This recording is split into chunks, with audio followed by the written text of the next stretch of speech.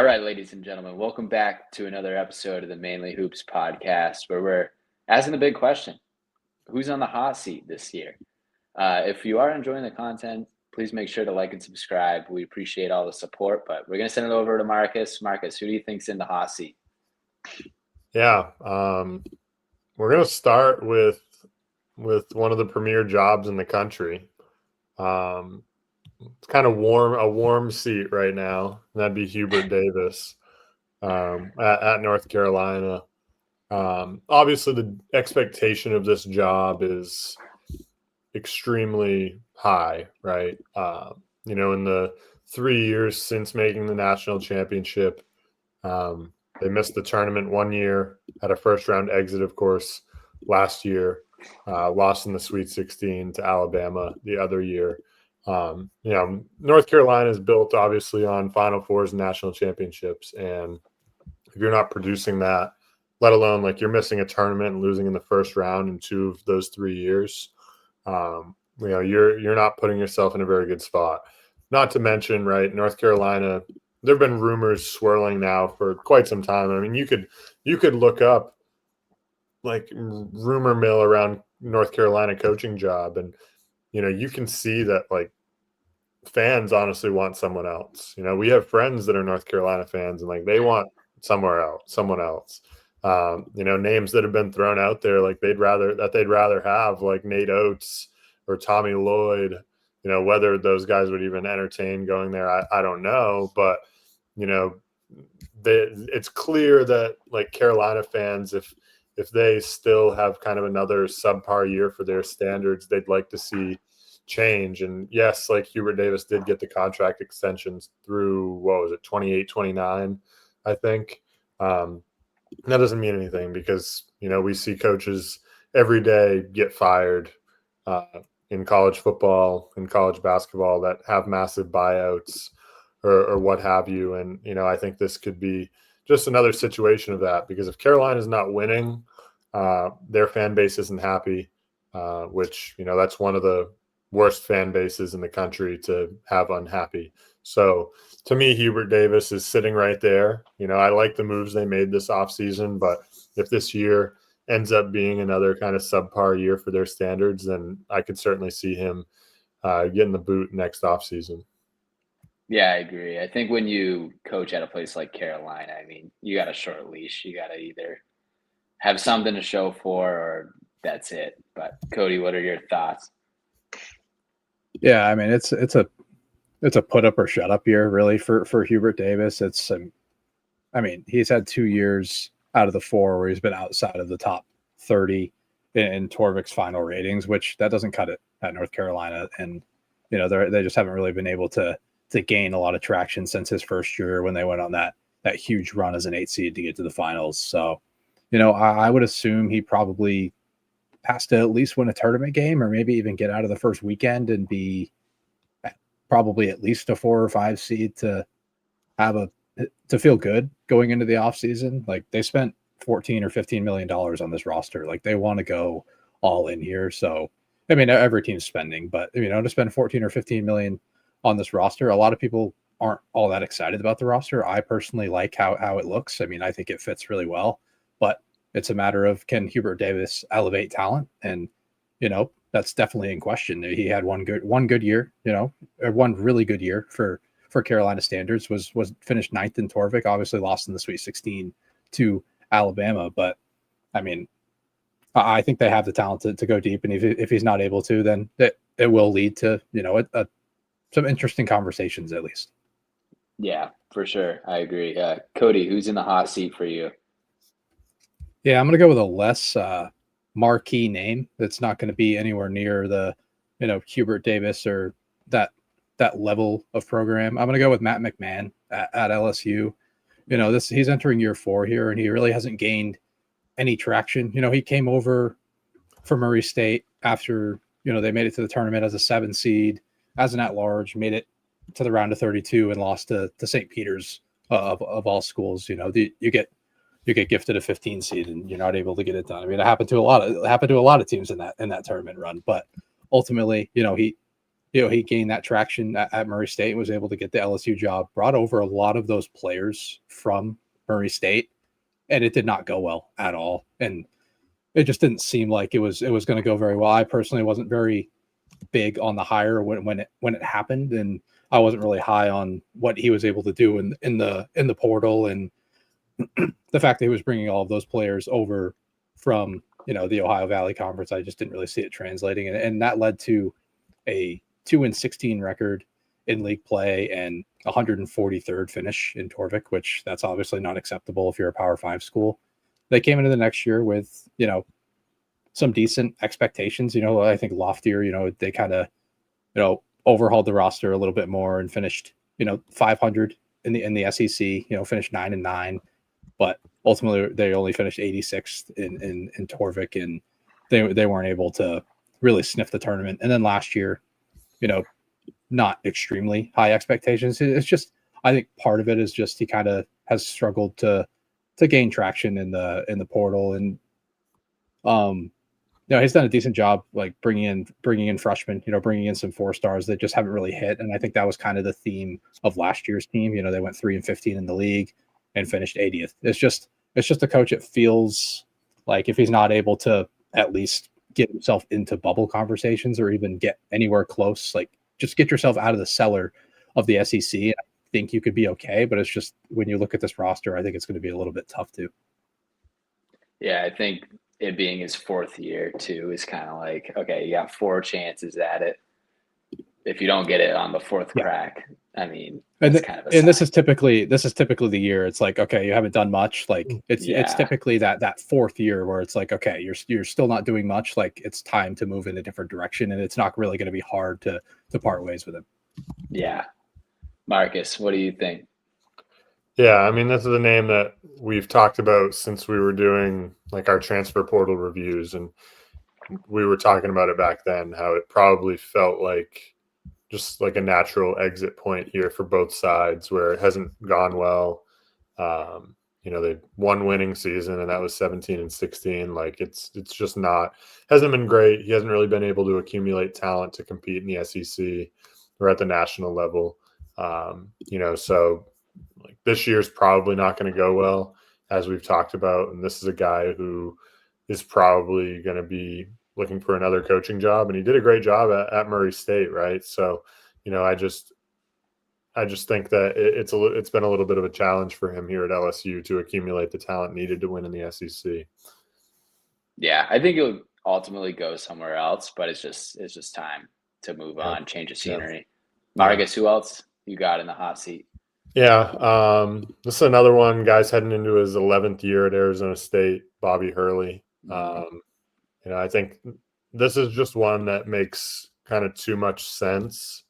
Like it just feels like Arizona State kind of needs a change, like a change in voice, just something different, because they've made one of the last 6 tournaments, and that was a first-round loss to TCU.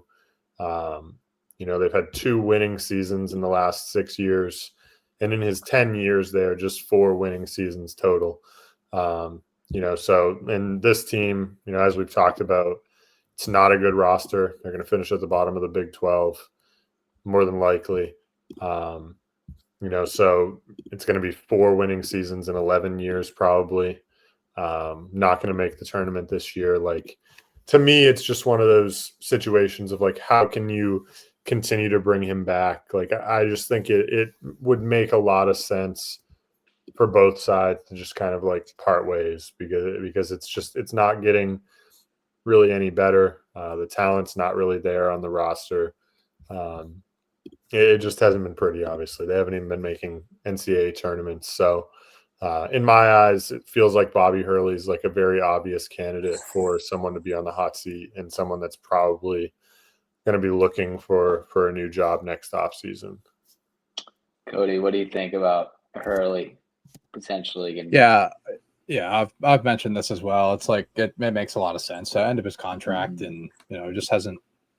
Last year obviously didn't go all that well, and I don't really love what he did in the portal. He accumulated some talent, but I just don't really see the fit. I don't really see this defense being all that great. You know, the Bobby Hurley teams that have been good in these recent years, at least the last like from like 2022 to 2024, like they could at least lean on like a defensive backbone. And, you know, I don't really think they're going to be able to do that this year. Like, you know, in 2022, they finished 17th in adjusted defense. The year they made the tournament, they finished 29th in adjusted defense. Like, I don't really see them sniffing that area. And then, you know, I think the offensive talent can, you know, can win them some games. You know, they can go on a few hot stretches, but ultimately I just don't think there's enough traction for them to make the tournament. Like if they're not in bubble talks, I think this is probably the end of the road for Bobby Hurley. Who else do you got in the hot seat code? Yeah, I'm going to go with one that, you know, I've been talking about for a little bit.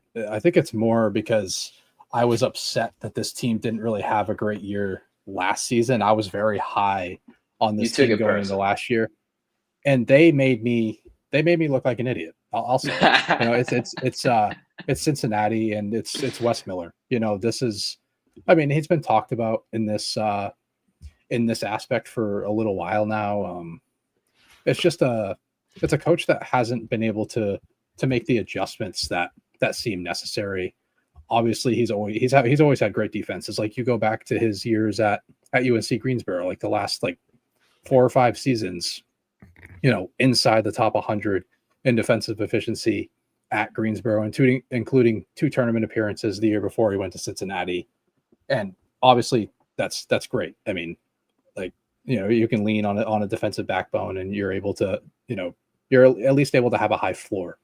But, you know, he went to Cincinnati. The defenses have still been very good, but it's been the offensive side of the ball that it hasn't been modernized yet. And it's a situation where, you know, they're just they don't take great shots. They're one of the highest like mid-range frequencies in the entire country. And they pair that with, you know, they never get to the free throw line. His offense, like I'm just looking through this right now. His offenses have been outside the top 300 in free throw rate. Like since 2015, it's been almost every single season since 2015 outside the top 300 in offensive free throw rate. You know, you combine that with not a high 3-point attempt rate, and you're just like, you don't have any sort of floor or ceiling with your offense. And the way he's been recruiting has just been a little bit more defense heavy, and that's great, but that's only going to take you so far. You know, if you have a real glaring weakness in a power league, you're probably not going to make the tournament, and he's been unable to do so far. Obviously, I mean, this is only his 3rd year coaching in the Big 12. He got hired when this was an American job, but obviously they trusted him enough to keep him when it ended up becoming a Big 12 program. But, you know, in 2 seasons in the Big 12, 45th and 44th in final ratings in Torvik. That I don't think it's going to cut it this coming season. I just haven't seen enough from the offense, and I don't really sit with this roster construction. I don't really see it going any differently. So I think it's a program that'll probably end up going in a different direction after this season if they don't make the tournament. I think they have to like firmly make the tournament, and I don't know if they have to win a game. Like I think if they make the tournament, it probably buys him another year. But I think that's the cutoff. Is like even if you're on the bubble, like it doesn't matter. You have to get in. Yeah, I think where the weaknesses have been so consistent and he's kind of failed to acknowledge them, that's where it's kind of gone wrong. And he's found himself in the hot seat. But Marcus, what do you think? Yeah, I mean, this is another one that we've talked about a lot that also just feels like it's time, right? Like you said, he's only been in the Big 12. This will be year number 3, but he's been at Cincinnati 5 years. You know, even when they were in the American, you know, 7-11 in his first year in the league, 11-7 his second year. It's not like it's really been a standout performance from him. You know, and so like we were kind of joking, you know, off camera first, right? Like, you know, he might just need to go back and learn UNC Greensboro again, right? I mean, it just like, it's the facts, right? It's just hasn't been pretty, you know, on the offensive end here. Like he's had really inefficient guards. It just has not been pretty. You know, playing a slow pace, it doesn't really work. And you know, I think, like you said, if there isn't a tournament appearance, and like there's just no way in my eyes that he keeps the job. Is there anyone else we want to throw out there that might be in the hot seat? I had a few names jotted down. I think Johnny Dawkins at UCF, Earl Grant at BC, Jeff Capel at Pittsburgh, maybe. If that doesn't go well. Lamont Paris at South Carolina, I think, is trending that way. I don't know if it'll necessarily be this year, but I think if it's another bad year this year, and then like next year they get halfway through and it's still not looking pretty, I could see that being an exit point for them. And then the last one that is, I know Cody's kind of in agreement here, is Jake Diebler. It's kind of unpopular, but they caught lightning in a bottle, when he took over for Chris Holtman when he got fired. They played well down the stretch, almost made the NCAA tournament. To me, I think like if this season doesn't go well, looking at his contract, Ohio State already surpassed the point where it was a $5 million buyout on his contract. That was April 1st of this past year, or of 2025. If they make it through April 1st of this coming year, the buyout goes from $3 million to $1 million. So if I had to guess, like he'll survive this year if it doesn't go well. But maybe then in the off season, like post national championship, that'll be after April 1st. Buyout will be down to $1 million. I wouldn't be shocked then if this season doesn't go well that be the point where they kind of break it off, because like you've alluded to as well, Cody, like this, he's not necessarily a great coach, I don't think, and he hasn't they got hot there at the end of that season, but nothing really else has been there to show for it. Cody, who do you want to throw out there? Yeah, I mean, I'd say like the Diebler stuff, it's fairly similar to like the Rodney Terry arc.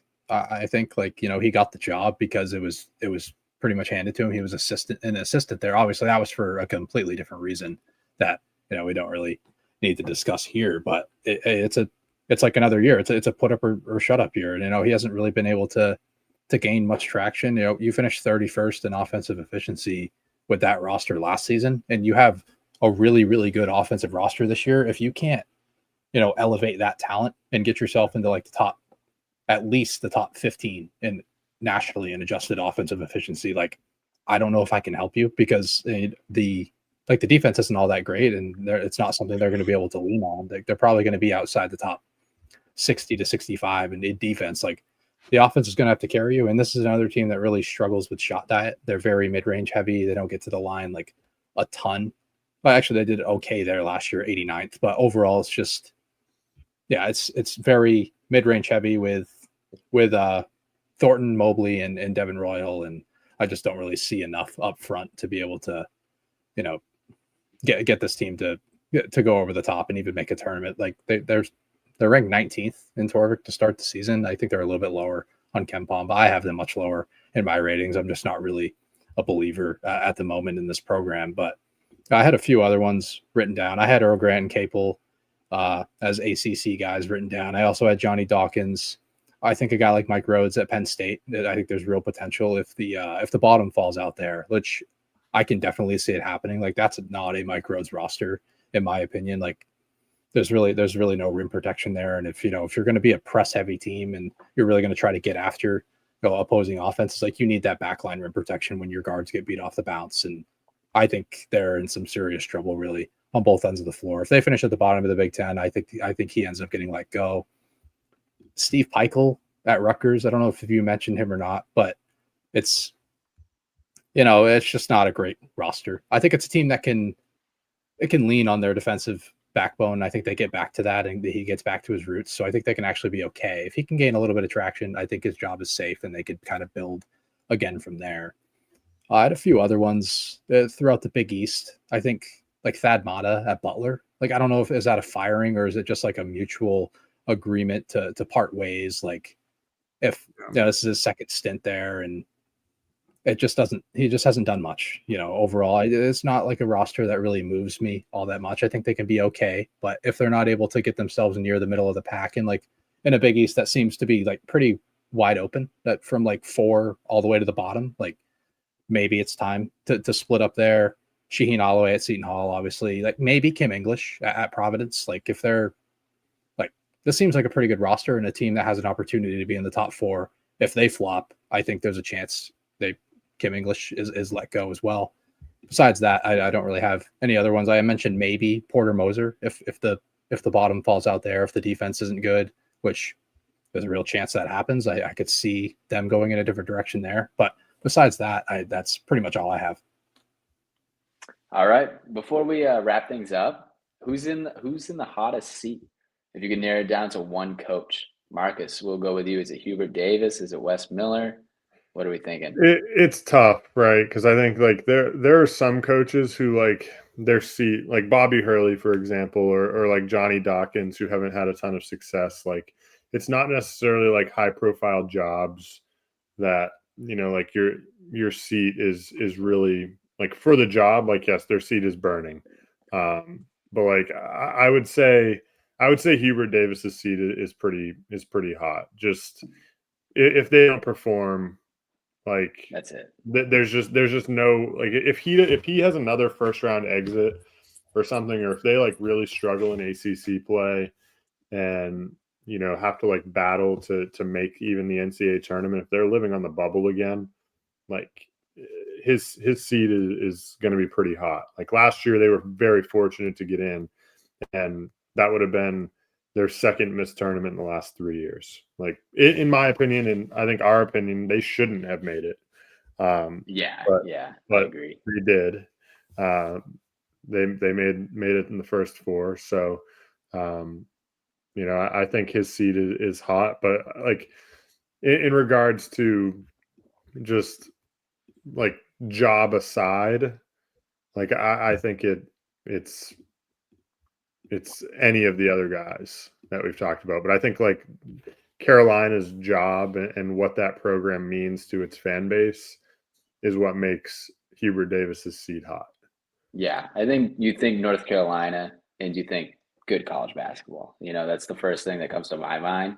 And if it's not happening, I think that's my answer too, is Hubert Davis. But Cody, we'll pass it over to you.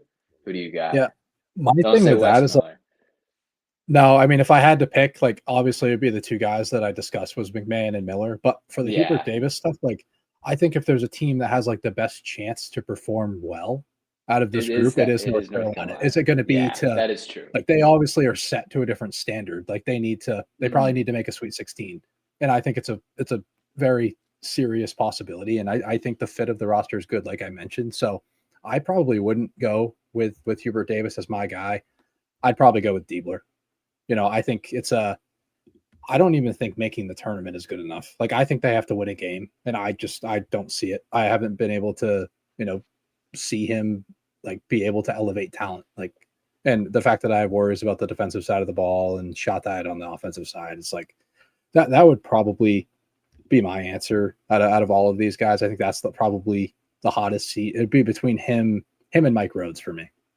That was a good point with North Carolina, though. I do think they can be successful. They have the best chance of being successful. Yeah. But yeah, anything else there's a to add chance. real quick? Yeah, there's a chance that, you know, they make an Elite 8 and his job isn't really in discussion of he gets completely off the hot seat and gets 3 or 4 more years. Like I think so too. It's a serious possibility. I think it's more of a swing season for him than it is like a real hot seat season. Like I think they could have another year where they win one game and they maybe try it one more time. I know North Carolina fans would be very upset with that, but you know, I think that's a possibility as well. Yeah, for sure. Marcus, anything else to add or? No. I mean, I do think this Carolina team, as I've said, I think this Carolina team is good. Like, I think they're set up. They're set up well. So where they are set up well, if they don't perform, that's where I'm looking at it. Like, okay, yeah. I think that Carolina fan, and knowing as many Carolina fans as we do, like if Carolina wins one game in the tournament, they are going to be off the walls. We'll hear about it. That's for sure. What if they were a 2 seed? What if they were a 2 seed in the tournament and won one game? Is that enough for Hubert Davis to come back? Because we know the NCAA tournament, it's a very volatile situation sometimes. Like if you get into a real battle with a 7 seed that should not be a 7 seed at all. Like a team that dealt with injuries all year. They come in, Carolina comes in as a 2 seed, wins a game, and loses a tough one to a 7 seed. Like Carolina did enough within that 30 to 35 game sample size to be like, okay, Hubert Davis can elevate talent. Like, do we give him another shot?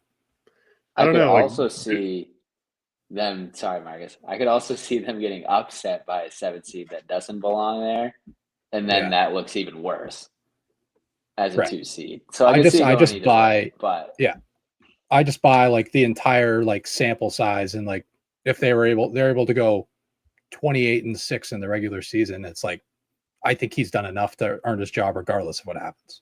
Yeah, Marcus. Yeah, I mean, just my biggest problem with it is that Carolina is just, to me, they're so results driven, right? Like they could go. I just feel, and at least their fan base is, like if I'm on the inside and like, okay, Hubert Davis leads us to a 30-0 season and we win the ACC, right? But then we lose to UMBC in the first round of the NCAA tournament. Like, the fans are gonna say fire. that 30-0 doesn't matter. Almost like goes out the window. Like, like from the fan base perspective, like from on the internal side, like I would hope, okay, maybe not, right? But it's a really tough situation, I think, where like if they are like a 2 seed, like, okay, your expectation was to win already, and now you're a 2 seed, your expectation to win is now greater, because you are a high seed in the tournament. You now don't win as a 2 seed. I don't know. It's an interesting one, but I don't know as if we're gonna get there. We'll see. What I will say is it won't be UMBC. It'll absolutely be the Vermont Catamounts. Yeah, UMBC's reign in the America East is over. But all right, we're gonna wrap it up here. As always, thank you for listening to the Mainly Hoops podcast.